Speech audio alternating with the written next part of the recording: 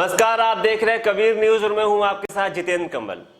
विकास दुबे आज गिरफ्तार हो गया, लेकिन सिस्टम का दोगलापन भी दिख गया। सवाल उठने लगे हैं कि अगर विकास दुबे की जगह कोई असगर या अब्दुल्ला होता और किसी मस्जिद में छुपा होता तो क्या ऐसे गिरफ्तार होता, या कोई दलित होता और इस तरह से मंदिर में होता तो उसकी इस तरह से गिरफ्तारी होती, या उसके बाहर निकलने का इंतजार किया जा रहा होता और उसका एनकाउंटर कर दिया जाता।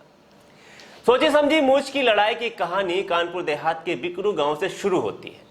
पुलिस की मुखबिर बनती है और बिकरू गांव में 8 पुलिसकर्मियों की हत्या होती है।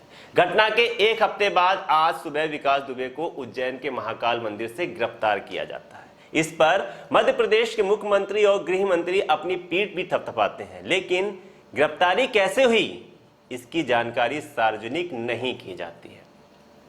एक तथ्य से बताया जा रहा है कि गुरुवार सुबह वह 8 बजे महाकाल मंदिर पहुंचा। वहां प्रसाद की एक दुकान पर पहुंचा। दुकानदार को शक हुआ, उसने मंदिर सिक्योरिटी को बताया। जब पूजा करके वो बाहर निकला तो सिक्योरिटी वाले उसे लेकर आए।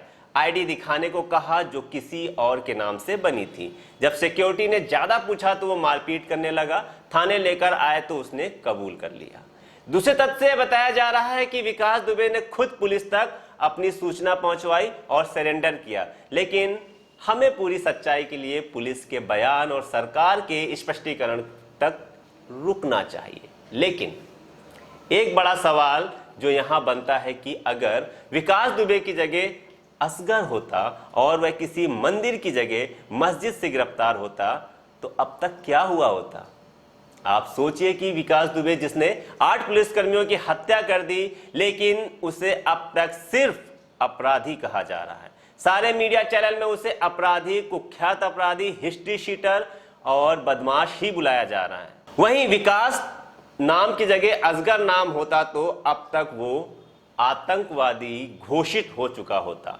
अब तक हमारे देश की मीडिया उसकी फांसी की मांग कर चुकी होती।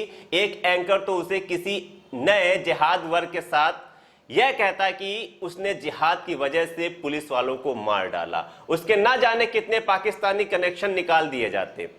अगर विकास की जगह असगर होता और मंदिर की जगह किसी मस्जिद से गिरफ्तार हुआ होता तो अब तक मीडिया मुस्लिम समाज और मस्जिद को ही कटघरे में खड़ा कर देती। एक व्यक्ति की आड़ में पूरे मस्जिद को बदनाम करने की कोशिशें होने लगती।